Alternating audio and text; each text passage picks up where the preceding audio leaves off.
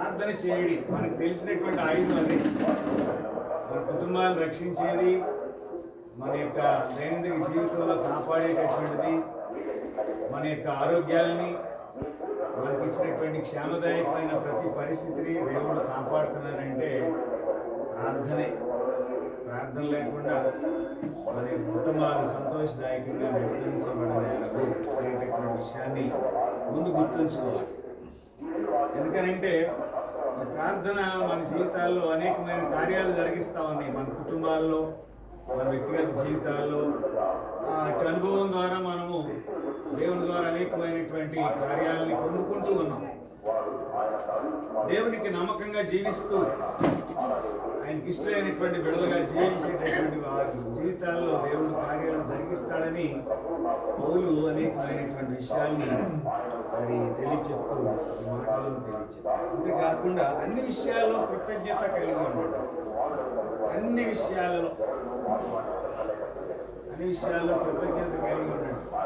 Pastor గారు బోధ చేస్తూ ఆ బోధలో ఒక మరి ఉదాహరణ తెలియచెప్పాడు. ఏంటంటే ఆయన నడుచుకుంటూ వెళ్తున్నాడు, రోడ్డు వెంట వెళుతూ ఉన్నప్పుడు ఒక చిన్న దెబ్బ తగిలింది.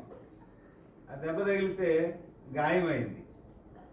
సంఘమంతా వచ్చిందంట ఆయన పరామర్శించడానికి. సంఘమంతా వచ్చింది. వస్తే ఆ సంఘమంతటిని చూసి ఆయన ఆ దెబ్బ తగిలినటువంటి ఆ యొక్క కాలు, గాయమైనటువంటి కాలు ద్వారా ఆ రక్తం కూడా గారుతుందంట.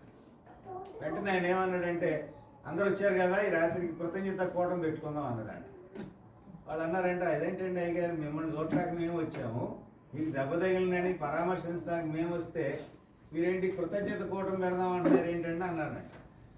అంటే అలా కాదమ్మా, అది తగిలింది చిన్న గాయమే, ఇంకా పెద్దదయ్యండి కాలు ఇరిగితే ఎవరైనా చేయగలరు. కాబట్టి దేవుడు ఇచ్చినటువంటి ఆరోగ్యాన్ని బట్టి, ఈ చిన్న దెబ్బ ద్వారా నన్ను రక్షించిన విధానాన్ని బట్టి ఇప్పుడు మనం ఏం చేయాలి? దేవునికి స్తోత్రాలు చెల్లించాలి.